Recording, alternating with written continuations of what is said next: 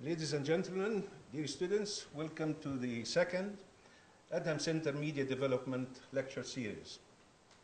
Today's topic is a topic of interest to many journalists and media students. It is focused on drone journalism. The concept of drone journalism was first introduced back in 2003. Some people say 2002. Well, you're going to tell us more about it. By the Poynter Institute, the main training institute for media studies. Larry Larson was the one who really introduced this concept. And later on, he started talking about drone journalism in many American universities.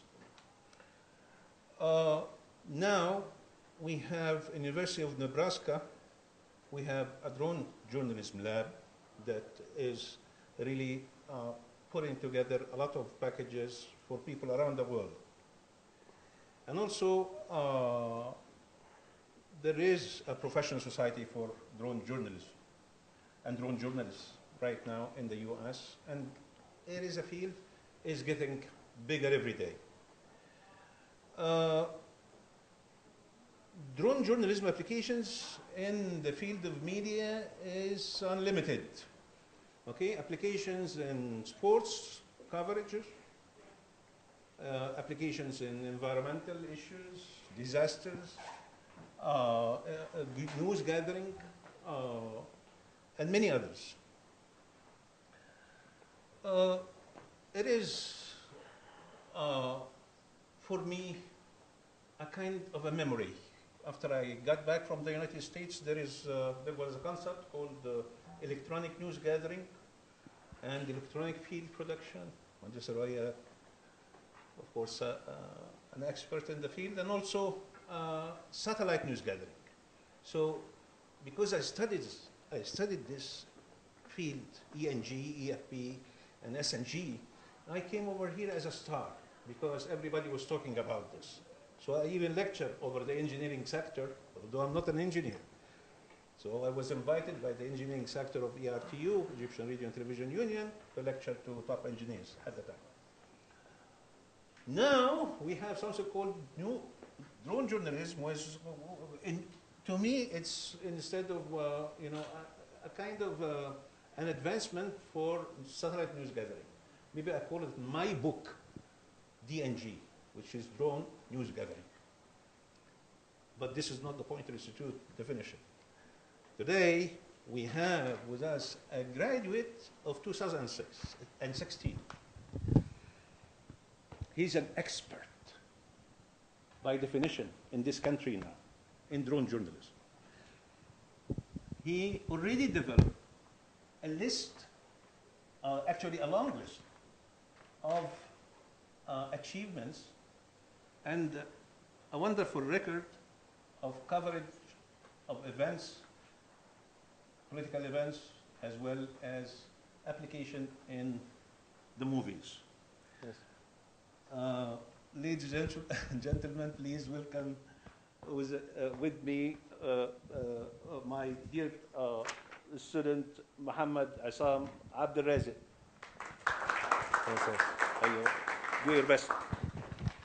First of all, I'd like to thank Dr. Hussein Amin and all the people in Adham Center for giving me this precious opportunity to introduce what I did in the past years regarding drones and aerial cinematography. It all started for me as a hobby. It was not a profession, and this is the case for drones across the world. It started as an RC hobby, people flying RC airplane models. And some people came out saying, why not we use drones when it came out? And we started first with helicopters, RC helicopters, not this kind of multi-rotors. This one is called multi-rotor, not a helicopter or not anything else. It's called a multi-rotor because it has a lot of motors. So this is the development focused on getting the best shots for cinema and for journalism and the media from up in the sky. I always believed that to be able to get a more complete idea of the current technology and the future of this technology, we have to go back to history. So that's why I did this presentation, so we can get a glimpse on the history of aerial cinematography in general. It all started in 1858 when a photographer from France called Nadar. This photographer was always looking for something new. He even went down in the sewer canals of France to take pictures without any light. And he actually got a few very nice shots and pictures from another angle. And this is the key of aerial cinematography. It's a whole new angle for the shot, for video and for photography.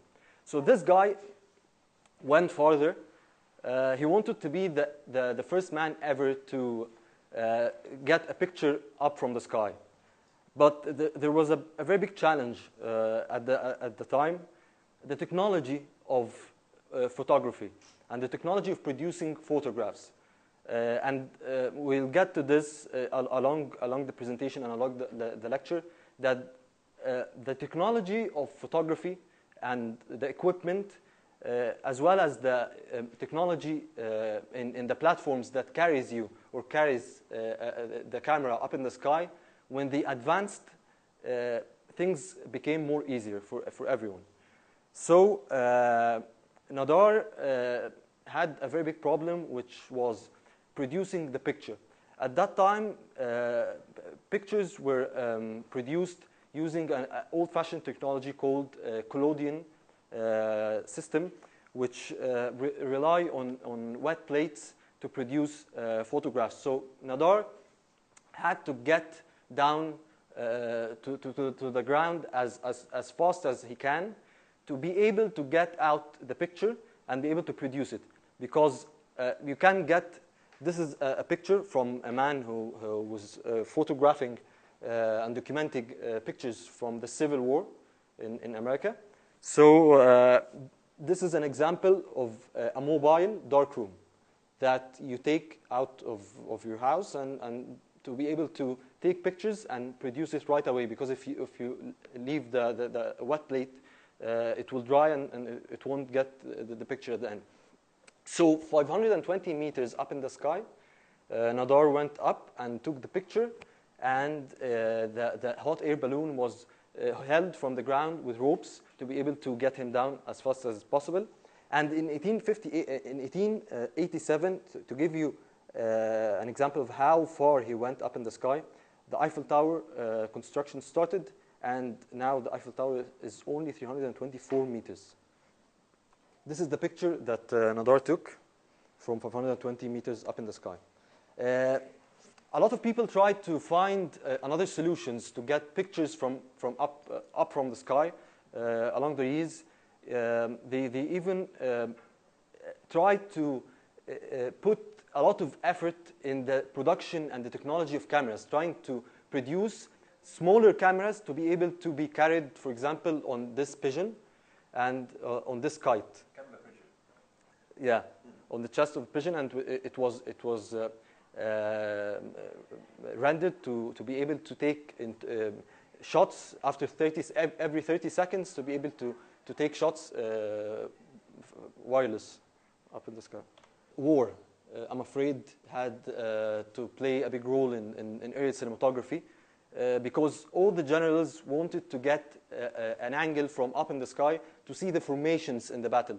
So that's another like the internet, it all started from the military. So they were very keen to invest and to try to improve the technology of flying and for the cameras to be able to take pictures from up in the sky. It happened in 1909 by chance. Wilbur Wright was trying to show the Italians to promote his flying platforms or his airplanes. So someone who was interested in buying a plane told him, I would like to take a flight with you. And he took his camera up in the air, so he was able to take the first ever motion picture footage from the sky in 1909. Mapping satellite. Before satellites, as I said, mapping was very vital in World War I. And generals went up in the sky with cameras specially designed for taking pictures from up in the sky. And after the war, it started to be a business. And this is the first business that people went in using aerial cinematography or aerial photography. After the war, before the war, people in the whole world relied on drawing and painting maps instead of taking pictures. So after the war, after the development in this sector, aerial cinematography and photography was used in mapping. The technology was very fast, and it accelerated very fast. I would like to show you a video from 1993.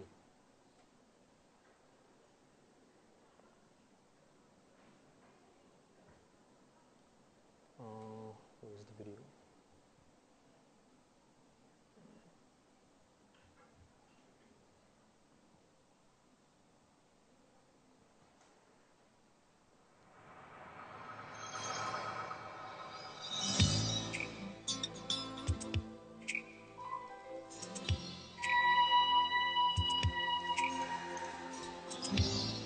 See how many tools are used in this scene.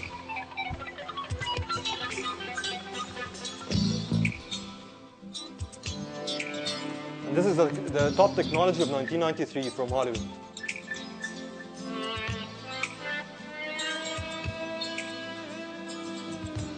The crane, techno crane.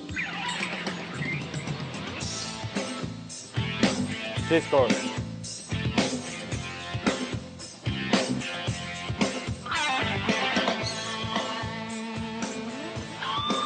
Cable cam.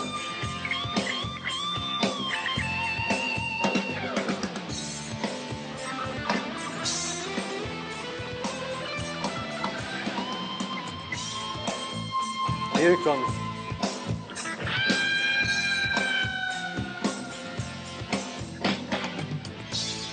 No way to get the shot? Not a problem.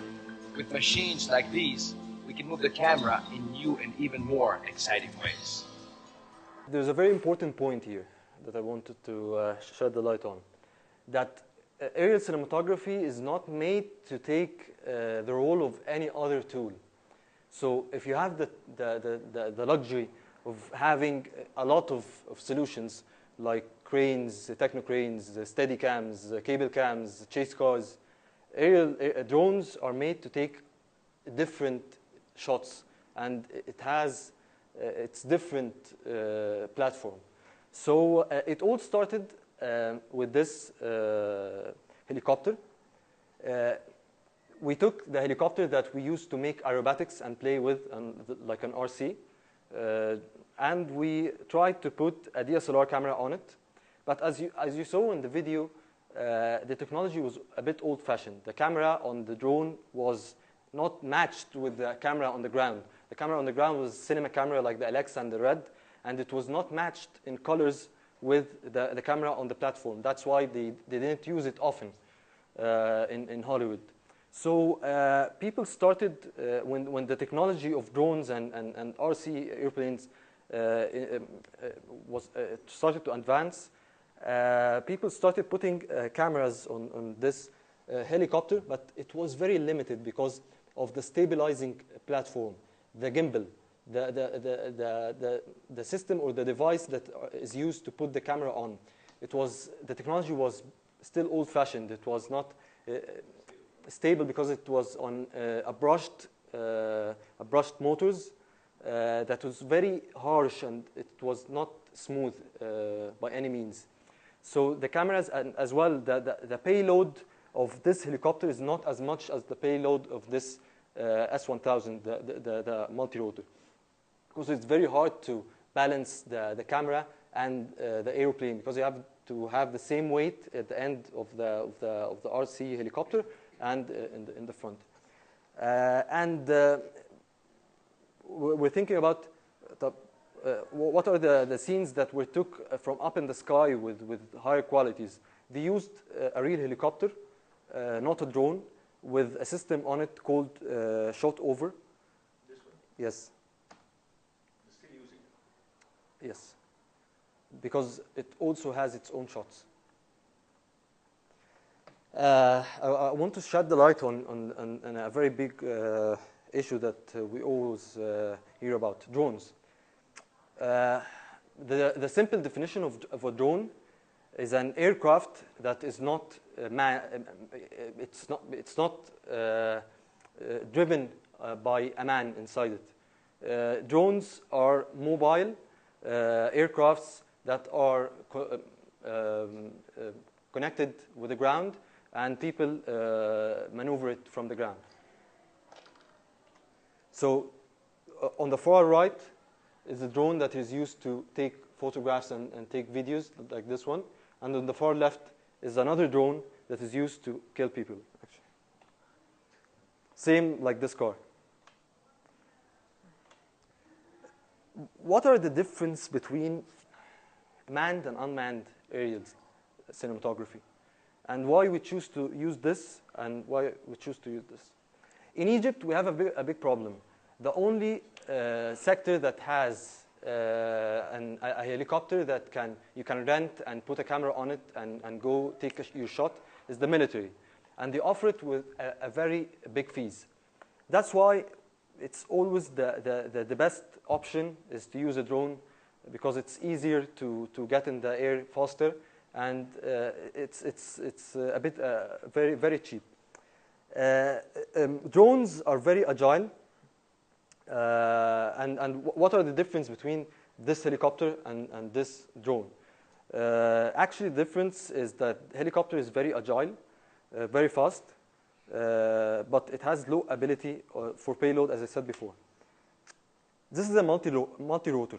It's not a quadcopter. It's not a hexacopter. We call it, the general name of this platform is a multi-rotor. Hexacopter is for a multi-rotor that has 6 motors and 6 rotors. Tricopter, 3 motors. Quadcopter, 4 motors. Hexacopter, 6 motors. Octocopter, 8 motors, like this one. Quad X was an invention to be able. They tried to make to compensate between making an aerial platform that is agile, and as well it can lift more payload, bigger cameras. Because in the past, like 3 years ago, 4 years ago, the technology in cameras, everyone knows that the cameras, the new technology comes after 6 months or 12 months maximum. So 4 years ago, like when this technology, we had this technology, they made a lot of motors and a lot of performance to the quadcopters and to the multi-rotors to be able to lift up more payload and bigger cameras with higher qualities. This is the station of that is in the back of the helicopter, controlling the shot over. It's a lot similar to what we have on the drones nowadays, but in the past we weren't be able to control the shutter or the exposure or the camera settings until we get the camera on the ground and tweak it and get it up in the sky. But the shot over, they control everything about the camera from up in the sky. Want to see a movie about the shot over?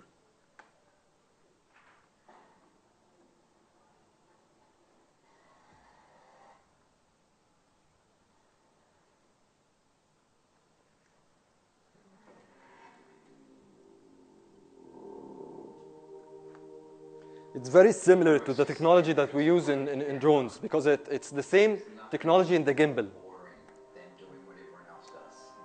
The motors, it's all about the smoothness of the shot. The gimbal provides the smoothness. with the motors and with the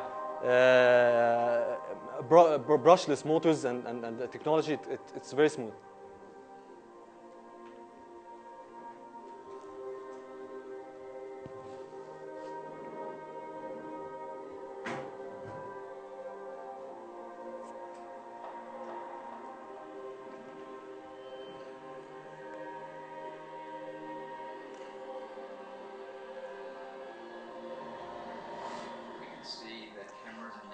Everything is the same with the drones, but in a smaller scale.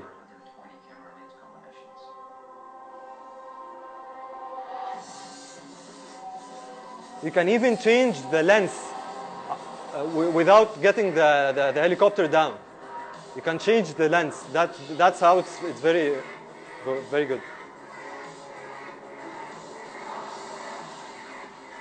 The altitude of a helicopter is way more than the altitude of a drone. From your mind to the hand to the camera, seamless extension of creativity. You can feel it from the moment you pick up the controller.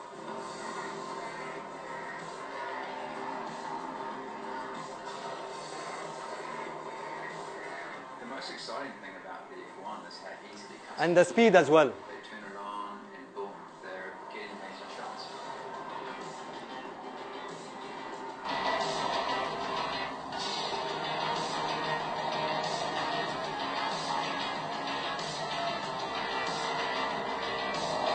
The F1's 6-axis look-down capability allows the operator to focus on getting the shot regardless of aircraft maneuvering. That's what the main purpose of the gimbal, to completely disconnect the vibrations and the movements of the aircraft from the camera to give you the best shot. And exactly with the technology in this one. Changing the game means doing things in a way that unlocks the potential of the user.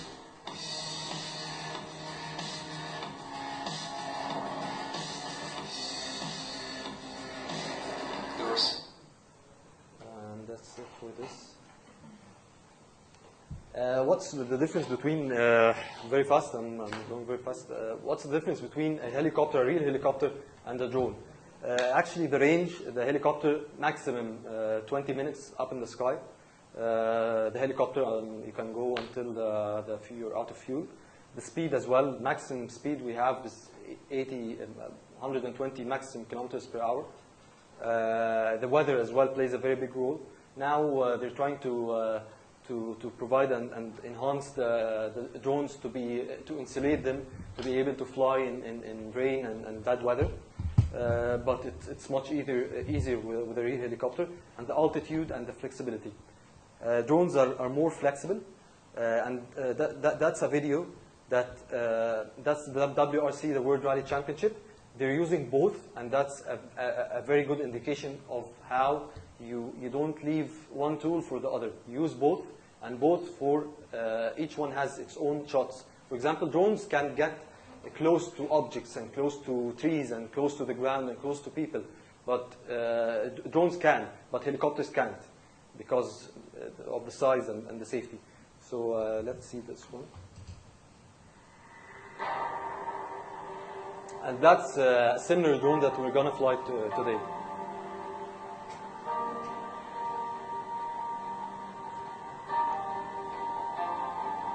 And see how the image and the quality of picture is different from the past, from the video that I showed you of Claude Van Damme.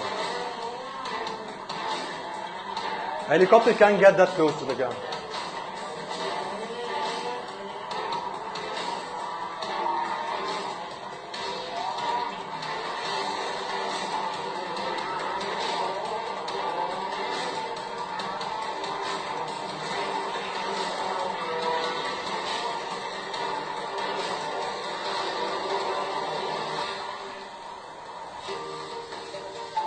That's how they start setting up the drone.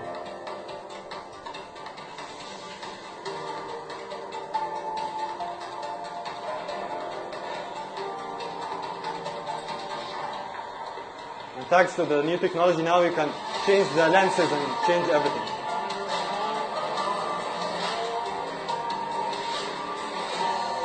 Helicopter can't take this shot by any means.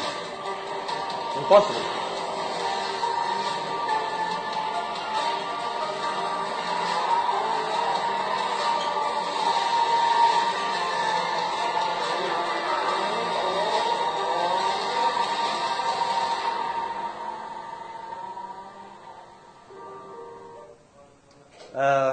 Moving fast, as I said, there are a lot of tools that can give you the illusion that you're taking an aerial shot.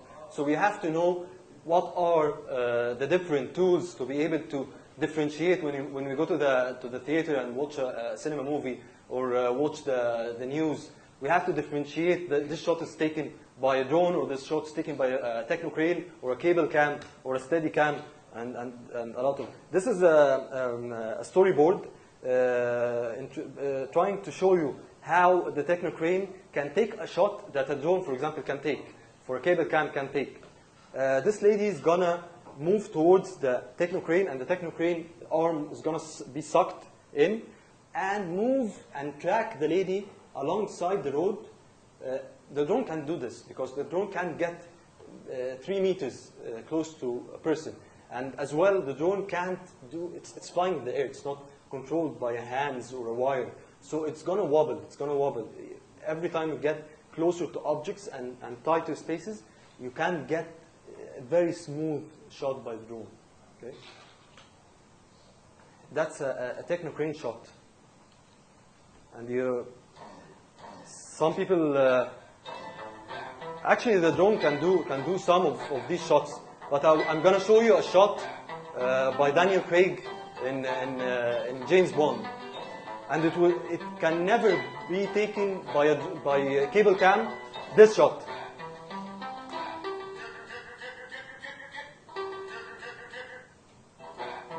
Why not? It can be taken by any tool other than a techno crane, because to be able, the magic of such tools is when you get a very nice shot, continuous. When you take the shot without cutting, without putting another shot in the middle. So to take this shot and keep tracking Daniel Craig till the end, you will notice how it's very nice and how it's smooth.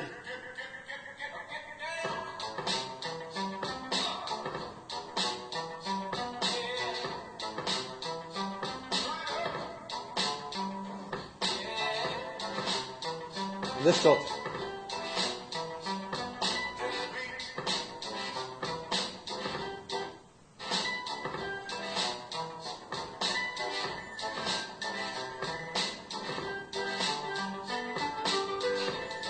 The shot will continue until he gets out of the shot and go to the window. A drone can get that close to Daniel Craig.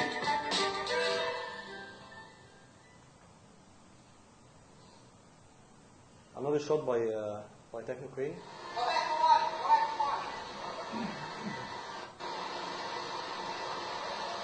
A drone can get inside this plane. A cable cam will not be the ideal tool. A steady cam will not be steady by any means, because the shot is very long, and the art of the shot by the director and the DP is how you get the shot from inside the train and gets out. This is the actual shot.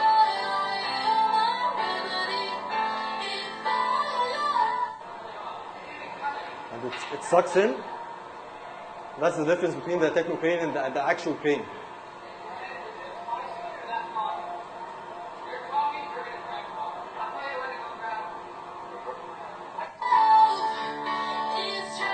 That's the shot.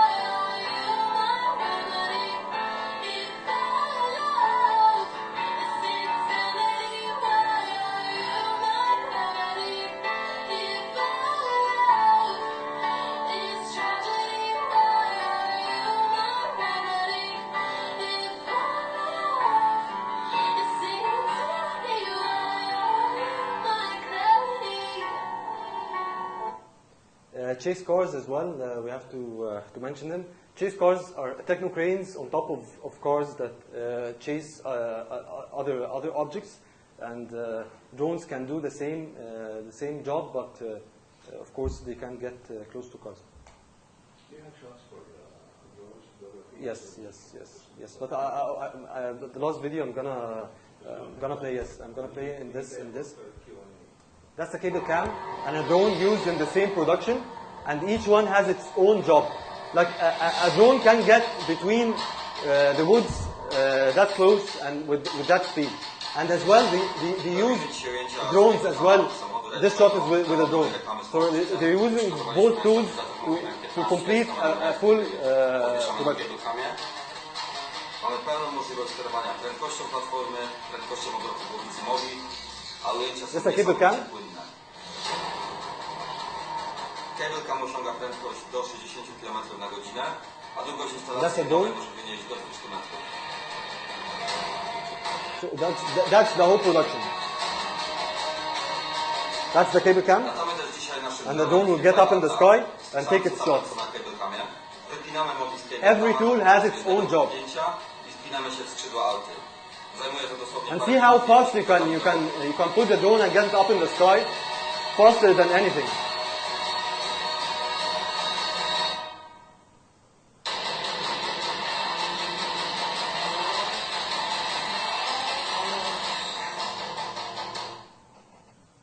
That's a picture from a movie that is gonna be published soon. It's called Sirri Lil-Ghaya.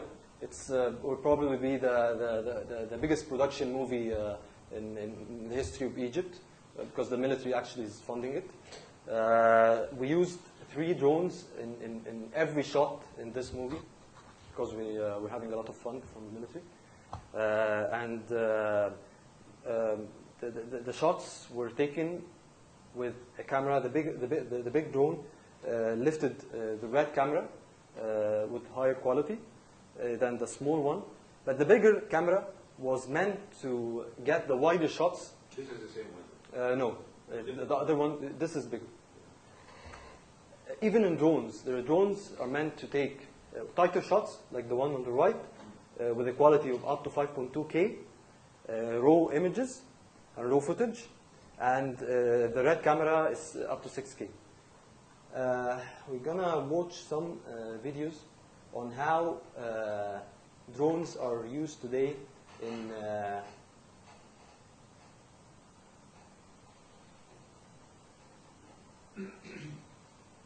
journalism.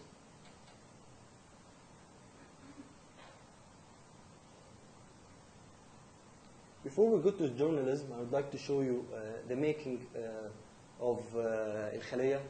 I guess. Yeah. By the way, I did like 3 big movies in the past year: Hurub al-Tarari, El Khaliya, and now Sirri Lil-Ghaya, with smaller movies like Antar ibn Shaddad, Hanidi. That's a live video from a shot that it was in the beginning of the movie when the explosion occurred. And that's live from the location. It's not a one-man show by any means. We're a team, camera operator and a pilot.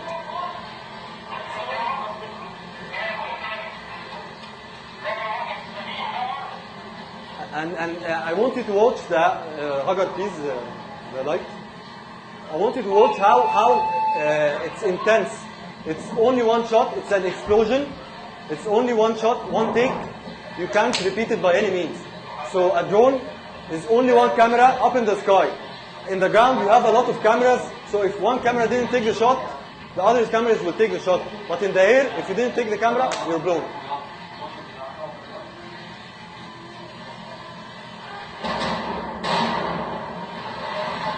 And you're scared from the explosion, and your hands like wobble while holding the remote control. You ruin the shot.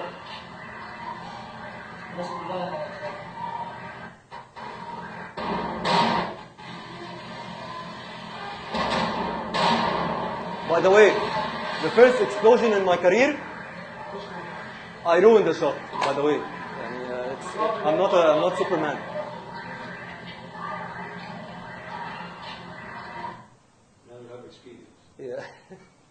And that's another video. Sorry. خلية. That's another shot with a خلية. Video. Shooting in القلعة عقابة.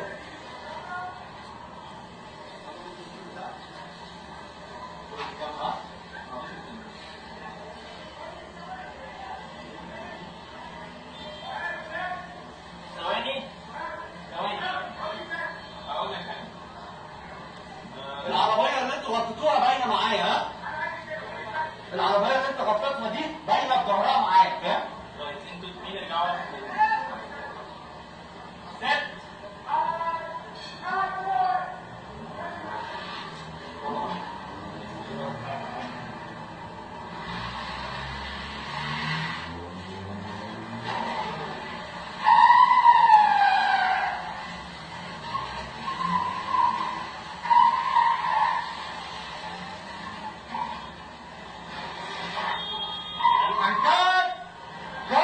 We always need to be in communication, the camera operator and the drone pilot, because if you have an amateur camera operator or an amateur with a very good pilot, you can take the good shot.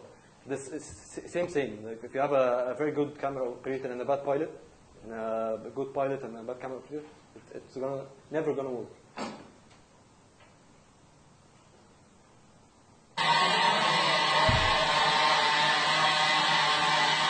That's a very tight road, a very tight street in older Egypt, and we can't think of any other tool that can get in such place faster to set up, and I can't think of anything that can go to the end of the road and the street other than a drone.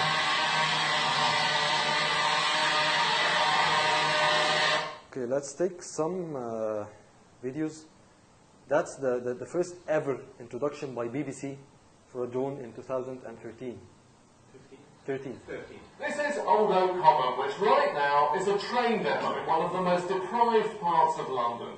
But if they build HS2, this whole area will be transformed. It will turn into one of the 5 busiest train stations in the whole How you give the viewer a bigger You may not realise image, this, because but what you've just seen is people a doubting little bit of journalism BBC and doubting news media history. It's because not they my get performance, unfortunately. a close-up This is the that first can time a BBC news crew has manage used one of to these. put your image or your idea in only one All the glamorous way. locations. But when you get This is the bigger image, helicopter, you can okay, and think this whatever line, you want to 6 think. motors. There's a little camera. That's the gimbal used to stabilize the image of the footage. Rianne is just changing the battery. We're going to call this Alan, our new cameraman. And here's the team that run it, and built it in fact. Rianne and Owen from the BBC's Global Video Unit. You might have guessed we've moved locations to a farm in Cheshire. Owen spent 6 months training before he was allowed to take the controls today. He's now got a special licence, and this is what he can do. No helicopter or camera crew can get these unique, fantastic shots. Look how close to the tree the drone is. There are very tight rules governing hexacopter. You can't fly it over crowds. You have to be 50 metres from roads or buildings which aren't under your control. And it's all regulated by the Civil Aviation Authority. But this machine is going to transform the way TV news looks in the future. Richard Westcott with the BBC's new hexacopter. BBC actually did a mistake, and that's why you have to know, that's why I did the boring introduction in the beginning of the differences in drones and hexacopters and other things. That's the guy in that BBC used to fly. It's absolutely sensational. I mean, I just thought the pictures were... They're gonna identify him down that he's a hexacopter pilot, not a drone pilot, and that's very wrong. That's a big mistake by BBC. Marvellous. The statue, the most famous kind of landmark of Brazil, The shot is incredibly steady. How difficult is it to achieve that? Well, it's... I'm going to show you a shot in Brazil. He got very close to the statue, and not any camera in the whole world took this shot before. Unexpected turbulence up there, and it was very turbulent up there. It compensates for those moves and gives you those very smooth shots.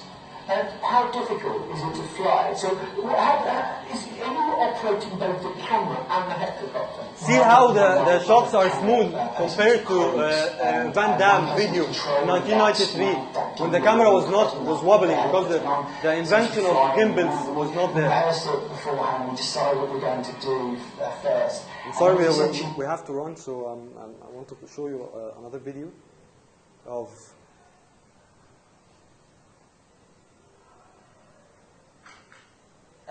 That's how drones can rescue any TV station or any camera crew in such situations.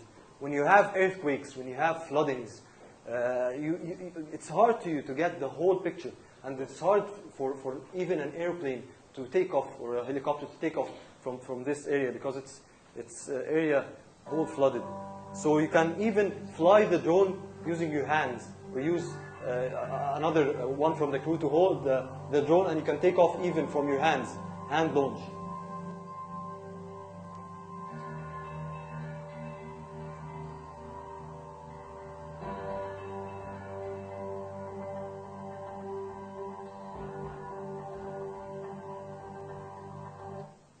Another drone footage for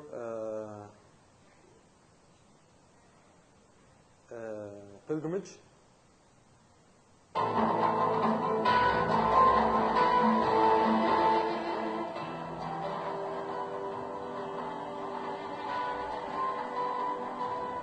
It's very important, this video, because it's not allowed for helicopters and for airplanes to get on top of pilgrimage and on top of Mecca and on top of the Kaaba.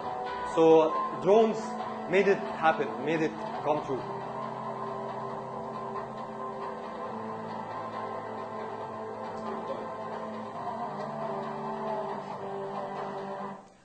Another video for the war at Syria. I guess it was done by Sky News. No, that's the earthquake. Russia Today. It was done by Russia Today.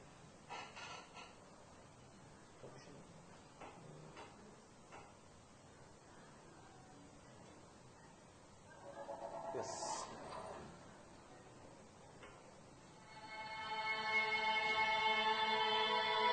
It's a war. There are two sides in Syria fighting each other. So if you even try to get a helicopter from the Russian government or the Russian military, it's gonna be taken down. So this is the anchor. The only way to take these pictures and these images is using a drone, and a small one as well, to be able to hand launch. And look how the shot is continuous. He's talking to the camera. The sound is in a different. It's not connected to the drone because the drone makes a lot of noise, and all of it in one shot. And the anchor is commentating on the image. And live, he's commentating live, not post-production voiceover. And now with the new technology, you can get live footage and live broadcasting from drones.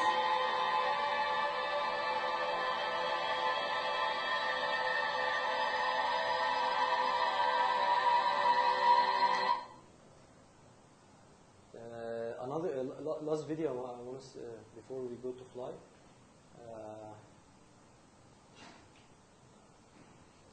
National Geographic. They went to an area that planes and helicopters can't get to. A volcano. It's glimpse into the center of the Earth. It's like listening to the heartbeat of the planet. Actually, the drone didn't survive inside the volcano are significant in that you have every force down there trying to kill you. nothing can get you such shot. I wanted to At the end, the drone fell, and the heat and radiations are very harmful for the electronics in the drone. The drone that we used is called the Phantom 2 Vision Plus. That's the smallest drone that you can get. That's hand launching, and that's what journalists and media people do in such places like war, because they can't get up from the ground, which does not exist. We were able to take a series of thousands of photographs around the top of the crater and then process those. They took pictures from the drone and they made graphics for the crater. So different areas that drones are used in: journalism, science,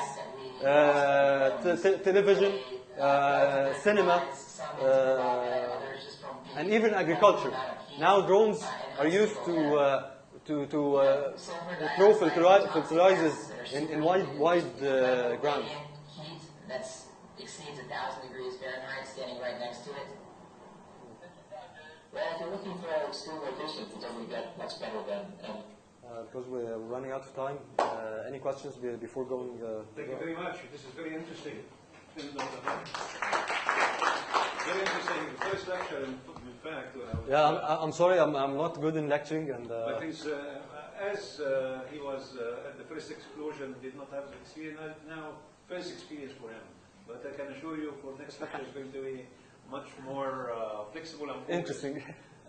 No, it's very interesting, and I think there is a lot of application, as I said before, in news gathering, and I can see a lot of application also in the development of new local channels, because it took the news sectors hours to go to a specific place. Say even in one of the governorate there is a flood, for example, or a fall down of a flood coming and blocking or killing people in villages. If you send a crew over there, when you send a crew over there with camera and gather them and go even by bus or by car, it's going to take you hours. If you have a drone, it will be there gathering the information for you, send it back to the station, and also you can comment on it, as Mohamed said. The other thing is, of course, the application for agricultural reasons, for the environment, but for things that has to do with all kinds of photography. I don't think that National Geographic or the History Channel or any kind of other channel similar to these channels are going to do their job without drone photography or drone journalism. In fact, we have to apply drone journalism to do a better job if they would like to compete in the market. But right now we have seen the first of many, because I can see also ethical considerations that we need to discuss, things that has to do also with obtaining permissions and going to places. So there is a lot of topics that I see is going to be of interest to media students in general, and of course in particular to the journalists and media people. So if you have questions for Mohamed, please, you can say it now. We have 7 minutes. Okay? Sarah? Thank you for the presentation. I'm wondering if you can speak a little bit about the security considerations and also getting permissions here in Egypt, and if you can compare them to the considerations outside of the country. Because I know, it's spoken about here how seriously they take it and how strict the limitations are. But I know, for example, in New York, they're also extremely strict. So can you speak to that a little bit? Actually, I've been in this dilemma since 5 years ago, because I'm one of the people that started this in the country, and once we tried to bring it to make a business out of it, we started to face challenges, because in Egypt there are no regulations for such things, and there are not a lot of people are keen to make regulations for this stuff. So it was hard to get permits. We get permits now, thanks God, but after a lot of efforts, we get it from the military, and we get it from the Ministry of Interior, and we get it from the intelligence, we get it from a lot of sectors, and that's why it's very complicated in Egypt. In the US or in the UK, for example, I'm certified in the UK. The people that are controlling the aviation, because it has a lot to do with aviation, because you have to secure the skies of any country. So they said who the people that are considered with this, said aviation. So aviation, please put rules for this, for drones. And people, once they made the rules, once they made the certifications, people ran after them and started making certifications, and they controlled the issue. But in Egypt, if they did so, a lot of people will happily would like to be certified without doing it without any certifications. Thank you very much. Sorry, is it? Use the microphone, please. Does the aviation authority in Egypt have anything to do with this at all, or is it all Interior Ministry? And security. It's all about security. Thank you. Second question over there. Salma? Can you explain what's the difference between the camera operator and the drone pilot? I saw them both holding the same gadget. A very good question, but we didn't have time to. Yes, you can operate a drone, single operator. You can operate the camera motion and the motion of and operate the drone itself. But the best application and the best setup is you have someone dedicated to the camera and someone dedicated to the drone. Because if you're flying in tight areas, you have to be looking at the drone and looking at the camera, looking at the drone. That's why, with the advance of technology, they made sensors in drones. If the drone sensed like something is near to it, 3 meters away, it stops automatically for safety. For example, this drone didn't have even anything built in. It's all wires and old-fashioned stuff. But this drone is more advanced, so it has everything with it. So this video that I was playing, I did single operator. Sorry. This one, it was published 2 days ago for Heimdall. I did all of this single operator, but it was much easier for me because it's all open space. So I just look at the area that I'm flying in and try to operate. But I only can manage the tilt down, tilt up of the camera, not the panning. Panning with the movement of the drone. And is this by an application on yani, there's an application on the iPad? Yes, application. We're gonna see everything right now. Yalla, we can ask. Do you have any more questions? You have 2 minutes. And you can help me with the camera as well. Yeah, well, he's in a hurry. Because of course he's making. لا عشان هم عندهم day off classes. Yeah, so once again, I welcome you all to the Adham Center Media Development Lecture Series. This is the second one, and we had Mohamed with us today, a fresh graduate and an expert now in the field of drone journalism. Thank you very much. Thank you very much. And you can of course see the. Want to help me? Yeah, كثير هيساعدوك.